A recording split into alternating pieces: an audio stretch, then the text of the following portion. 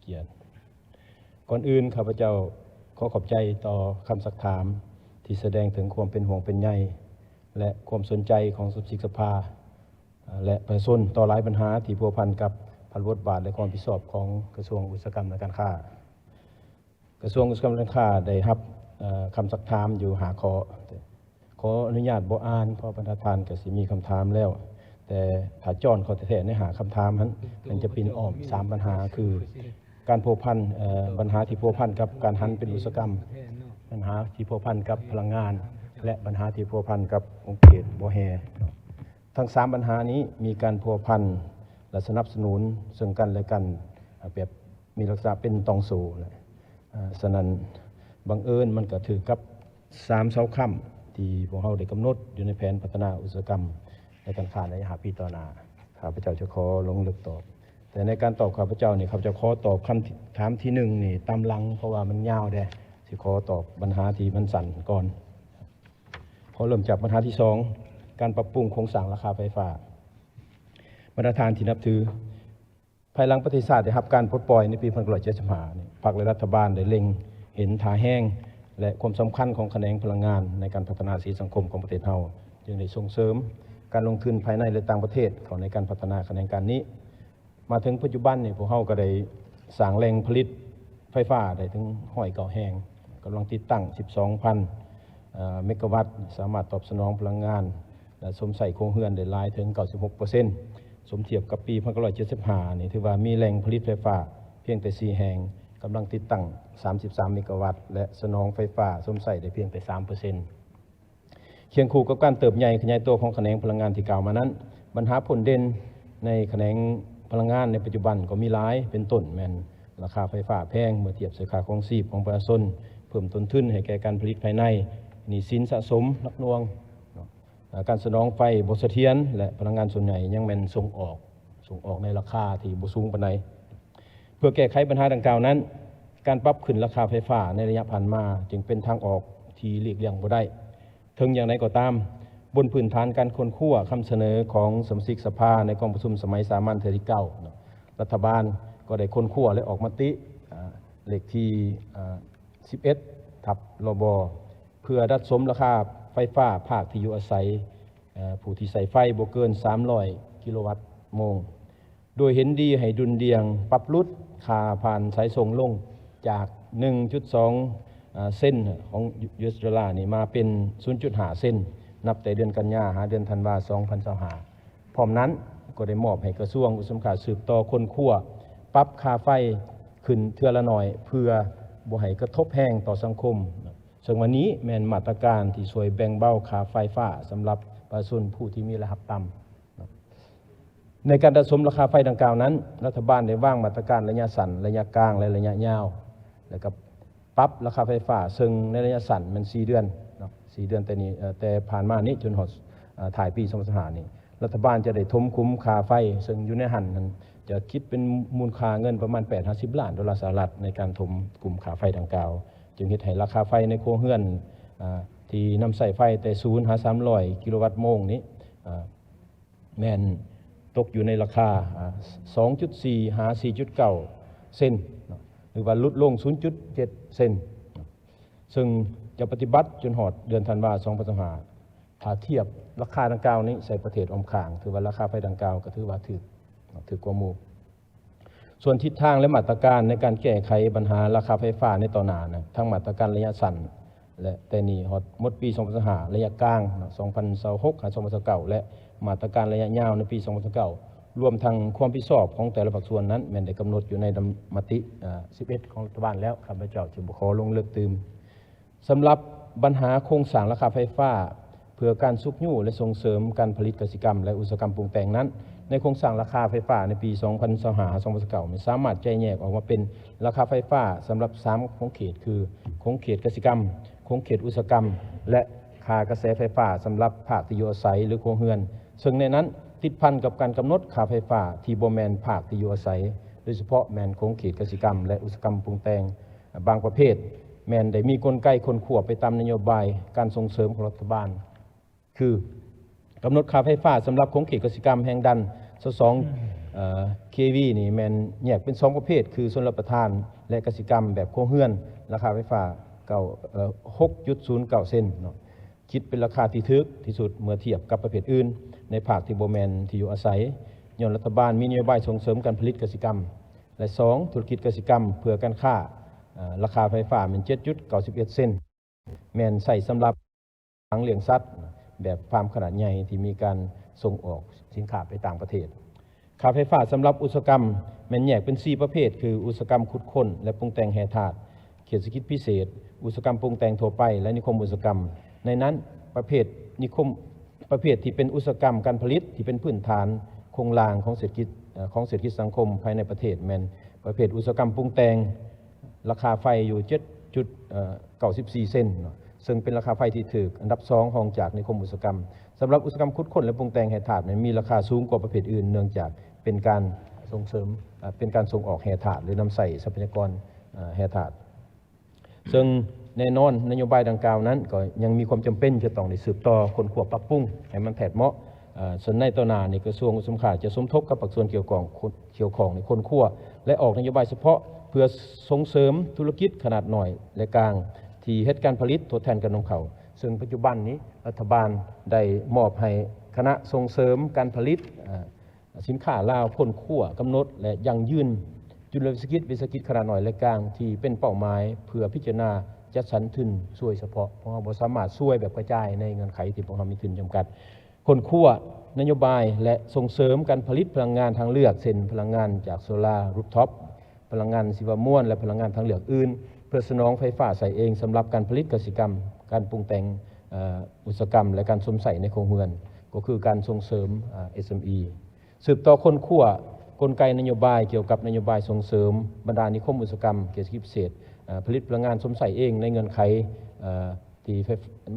ในเขตที่มีเงื่อนไขโดยไฟฟ้าลาวจะเป็นพลังงานสำรองในกรณี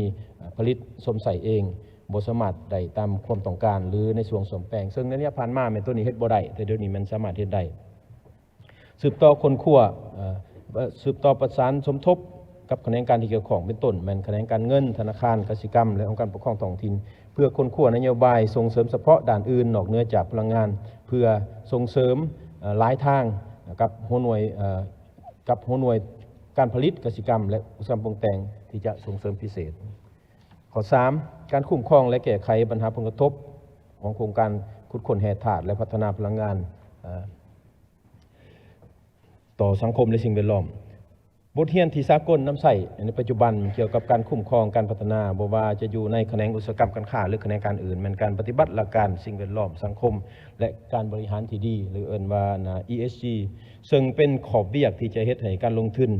หรือโครงการพัฒนาต่างๆนำผลประโยชน์จากเศรษฐกิจไปสู่ประชาชนแต่ลดผ่อนผลกระทบต่อสังคมและสิ่งแวดล้อมซึ่งในระยะผ่านมารัฐบาลก็ได้เอาหลักการดังกล่าวนั้นเข้าอยู่ในนิติกรรมและได้จัดตั้งปฏิบัติซึ่งอยู่นั่นก็รวมถึงการประเมินบริษัทแร่ธาตุที่จะรายงานในข้อต่อไปนี้ซึ่งในตอนหน้านี้กระทรวงก็จะได้สืบต่อเพิ่มทวีความใจใส่และความเข้มงวดในการบังคับใส่กฎหมายและนิติกรรมหลุมกฎหมายต่อผู้ที่ละเมิดกฎหมายทบทวนและปรับปรุงกฎหมายและนิติกรรมหลุมกฎหมายที่อาจจะบ่ทันครบถ้วนสอดคล้องหัดกุมหรือแทดเหมาะกับสภาพความเป็นจริงเช่นการแบ่งขันคุ้มครองการแบ่งความผิดชอบและการปฏิบัติมาตรการต่อผู้ละเมิดและผู้ที่บ่ปฏิบัติความรับผิดชอบที่ถูกมอบหมายปรับปรุงกลไกประสานงานระหว่างแขนงการด้วยกันระหว่างแขนงอุตสาหกรรมและการค้ากับองค์การปกครองท้องถิ่นและแผนกสายต่างของตนเพื่อบ่ให้เกิดช่องว่างด้านความเข้าใจเกี่ยวกับความรับผิดชอบเพิ่มทวีการร่วมมือและประสานงานระหว่างแขนงอุตสาหกรรมและการค้าการจะตั้งสภาขันศูนย์กลางและขันท้องถิ่นเพื่อติดตามกฎการและเพิ่มทวีความรับผิดชอบของผู้จะตั้งปฏิบัติและติดตามกฎการการจัดตั้งโครงการพัฒนาในแขนงอุตสาหกรรมและการค้าลงไก่ชิดติดแทศและสร้างกลไกรับฟังความคิดความเห็นของประชาชนของผู้ลงทุนและภาคส่วนต่างๆในสังคมเพื่อหาทางแก้ไขพร้อมกันนี้ก็จะเอาใจใส่ในการขนขวคัดเลือกนักลงทุนที่มีคุณภาพมีมาตรฐานทางด้านสังคมสิ่งแวดล้อมและการบริหารที่ดีนี่เพื่อเป็นผู้ลงทุน 4. การประเมินโครงการบ่อแห่โครงการบ่อแห่มันกระบวนการที่ต้องใช้เวลาต้องการทุนห้อนเครื่องมือความเชี่ยวชาญและความรู้สูงเพื่อการพัฒนาบางโครงการนี่อาศัยเวลาหลาย เกิน10 ปีเนาะซึ่งอันนี้ก็เป็นเรื่องที่ปกติเนาะขึ้นกับแต่ละประเภทของแห่ถาที่มีการขวดสำรวจนะฉะนั้นในระยะผ่านมานี้เนาะกระทรวงสภาได้มีการประเมิน295บริษัทซึ่งอยู่ในระยะสอบคนสำรวจมัน139บริษัทและระยะคุดคนปรุงแต่งนี่120บริษัทหลักการในการประเมินนี้มันมีอยู่ในเอกสารแล้วครับพระเจ้าขออนุญาตโบลงเลิกอ่านเพราะจะใช้เวลายาวสมควรผ่านการประเมินนี่โครงการในการผ่านการประเมินโครงการในระยะสอบคนและสำรวจทั้งหมด139บริษัทนี่สามารถสรุปและจัดประเภทใดคือประเภท A นี่บ่มีเนาะประเภท A บวกบ่มีเนาะประเภท A นี่มี8บริษัทประเภท B นี่จำนวน36บริษัทประเภท B บวก36บริษัทประเภท B นี่จำนวน50บริษัทประเภท C บวกจำนวน29บริษัทและประเภท C จำนวน16บริษัทส่วนการประเมินโครงการในระยะคุดค้นและปรุงแต่งแห่ถาดทั้งหมดนี่120บริษัทนี่สามารถสรุปและจัดประเภทใดคือประเภท A นี่จำนวน3บริษัท A บวกประเภท A นี่จำนวน7บริษัทประเภท B บวกจำนวน13บริษัทและประเภท B จำนวน31บริษัทประเภท C จำนวน46บริษัทและประเภท C จำนวนสรุปแล้วผลการประเมินตาม7หลักการและแบ่งเป็น6ประเภทนั้นประเภท C นี่มีประเภท C บวกมี75บริษัทและประเภท C นี่มี36บริษัทซึ่งอิงตามนิติกรรมแหละประเภท C นี่แม้นจะถูกกล่าวเตือนและสร้างบทบันทึกและประเภท C จะถูกเสนอถอนใบอนุญาตสอบคนและสอบคนสำรวจหรือขุดค้นปรุงแต่งชั่วคราวเนาะถ้าบ่แก้ไขจะกล่าวไปถึงการยกเลิกสัญญาซึ่งในระยะผ่านมาเนี่ยกระทรวงเกษตรก็ได้รายงานผลของการประเมินดังกล่าวเนี่ยให้ของประกันสำนักงานนายกและข้าพเจ้าได้รับแจ้งการในต้นอาทิตย์นี้ว่าเห็นดีตามมาตรการที่ทางกระทรวงได้เสนอซึ่งมาตรการต่างๆให้ข้าพเจ้าขออภัยนำสิบ่ได้อ่านเพราะว่ายาวหลายสันสิขอเข้าสู่หัวข้อต่อไปการปฏิบัติมติของสภาแห่งชาติเกี่ยวกับการขุดค้นแห่เกลือกะลีอยู่นครหลวงจันทร์ในระยะผ่านมารัฐบาลได้อนุมัติสัมปทานสอบคนสำรวจศึกษาความเป็นไปได้ของโครงการจำนวนหนึ่งอยู่นครหลวงจันทร์ในหันภายหลังที่สภาได้ออกมติฉบับเลขที่182เนาะรัฐบาลก็ได้ออกแจงการและแต่งตั้งคณะเฉพาะกิจลงกวดกาและประเมินโครงการลงทุนเกลือกะลีที่มีปัญหาส่วนกระทรวงการค้าแมนได้ประเมินขึ้นบรรดาโครงการลงทุนเกลือกะลีที่ได้รับอนุญาตโดยซุ้มไซบอลที่มีปัญหาก่อนและขาดว่าจะประเมินให้สำเร็จในเดือนธันวาคมปี2025นี้ต่อกับเหตุการณ์ดินยุบที่ส่งผลกระทบต่อทรัพย์สินของประชาชนโดยเฉพาะแมนพื้นที่ทำการผลิตและสิ่งปลูกสร้างที่เกิดขึ้นอยู่เขตบ้านทงมังเมืองสถานีนครหลวงจันทร์นั้นผ่านมาในกระทรวงอุตสาหกรรมก็ได้ประสานสมทบกับแผนงการเกี่ยวข้องแต่งตั้งคณะวิชาการลงสมทบกับนครหลวงและบริษัทโครงการดำเนินการกฎกาประเมินรูปแบบและขนาดของผลกระทบได้ยกย้ายครอบครัวที่ได้รับผลกระทบไปอยู่บนปลอดภัยความทั้งสดเชยขั้นต้นได้เปิดกองประชุมปรึกษาหารือทางด้านวิชาการรวมทางบาจ้างบริษัทที่ปรึกษาดำเนินการตรวจสอบอุโมงค์พร้อมตั้งแจ้งให้บริษัทยุดโจะการก่อสร้างใต้ดินจนกว่าจะศึกษาสาเหตุของดินยุบและกำหนดมาตรการป้องกันสำเร็จได้ปรึกษาหารือเสนอและเป็นเอกภาพกับบริษัทโครงการเพื่อบาจ้างบริษัทที่ปรึกษาสากลจากประเทศเยอรมันที่มีประสบการณ์เฉพาะการขุดค้นและปรุงแต่งเกลือกะลีหลายกว่า70ปีเป็นผู้มาดำเนินการศึกษาและประเมินสาเหตุของการเกิดดินยุบและบทวิพากษ์เศรษฐกิจเทคนิคของโครงการดังกล่าวเพื่อรับประกันข้อมีลักษณะเป็นเอกลักษณ์เนาะต่อไปข้าพเจ้าขอเข้าสู่ปัญหาที่หนึ่งที่อาจจะยาวแน่แต่ก็สิขอจ้อนขอตืมอิงใส่เวลาที่ยังเหลือนี่นโยบายและมาตรการสำหรับการหันเป็นอุตสาหกรรมในแขนงอุตสาหกรรมและการค้าและการหันเป็นอุตสาหกรรมที่ซึ่งในระยะผ่านมานี้กระทรวงอุตสาหกรรมกับผู้ที่ถือกับส่วงระยะที่พวกเราได้ค้นคว้าสร้างแผนหาปีในต่อหน้าซึ่งอยู่ในแผนหาปีดังกล่าวนั้นพวกเรามีทิศทางมีแผนการที่ติดพันกับการหันเป็นอุตสาหกรรมคือดังนี้ทิศทางล่วงในแผนพัฒนาอุตสาหกรรมและการค้าในหาปีต่อหน้านี่กระทรวงอุตสาหกรรมได้ค้นคว้าพันขยายเนื้อในสำคัญของแผนพัฒนากิจสังคมแห่งชาติหาปีครั้งที่10ที่ท่านนายกรัฐมนตรีได้รายงานในมื้อวันที่10ที่ผ่านมานั้นในหันได้ถือเอาแนวคิดของมติ04/กมสพนี่เป็นพื้นฐานซึ่งได้กำหนดคำขวัญของแผนหาปีของพวกเราแม่นเสริมขยายทายแห้งของแขนงอุตสาหกรรมและการค้าให้เป็นกำลังขับเคลื่อนเศรษฐกิจเอกราชเป็นเจ้าตนเองอย่างหนักแน่นเพื่อพันขยายแนวคิดดังกล่าวนั้นกระทรวงจะมีอยู่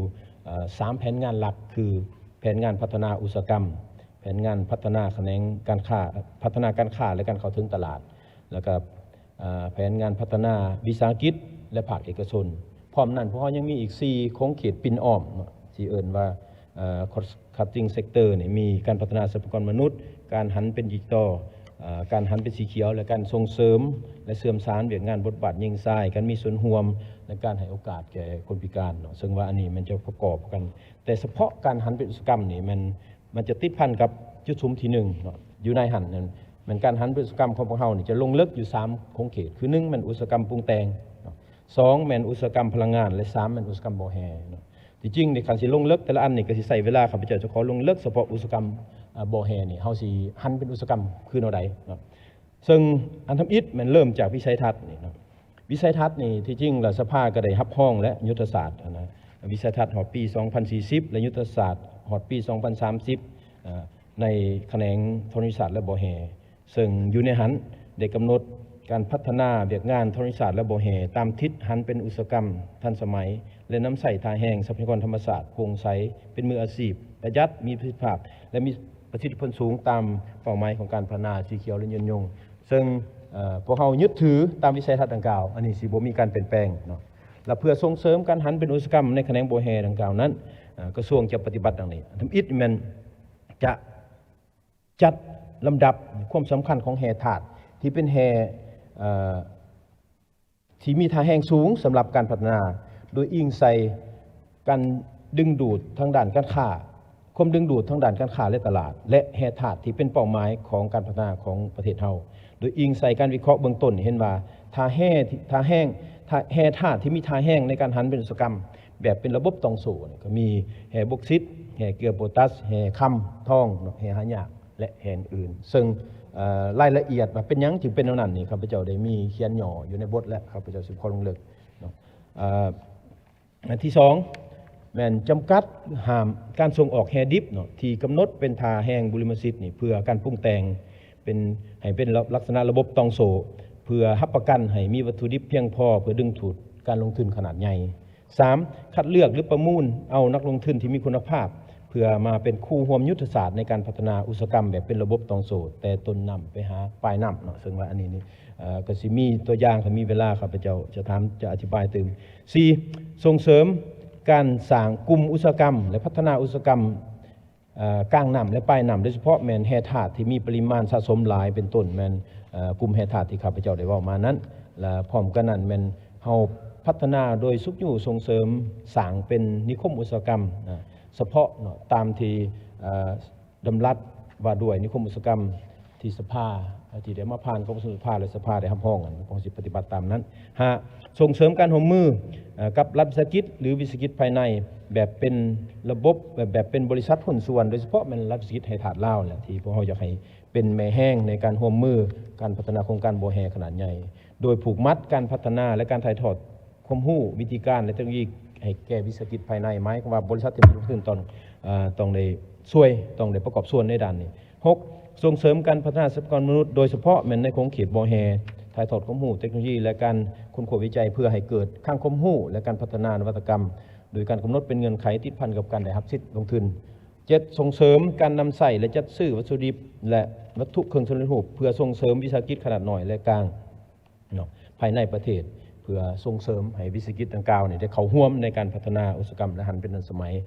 8ปรับปรุงนิติกรรมและบังคับใช้หลักการและมาตรฐานทางด้านสิ่งแวดล้อมสังคมและการบริหารแบบมีแบบการบริหารที่ดีหรือว่า ESG นี่เพื่อให้สามารถคุ้มครองนำใส่และพัฒนาแห่ถาดให้เกิดประโยชน์สูงสุดจำกัดความเสี่ยงและผลกระทบที่จะเกิดขึ้นต่อสังคมนั่นแม่นคำเห็นชี้แจงจำนวนหนึ่งที่ข้าพเจ้าได้เสนอแน่นอนในการอ่านข้าพเจ้านี่ก็มีการรวบรัดคัดตอนหลายสมควรเนื่องจากว่าในการอธิบายนี่ก็ในการเขียนอยากให้มันแจ้งฉะนั้นถ้าหากมีจุดใดที่บรรดาทานสมาชิกสภาต้องการข้าพเจ้าลงลึกอธิบายเติมข้าพเจ้าก็ยินดีขอขอบใจขอบใจหลาย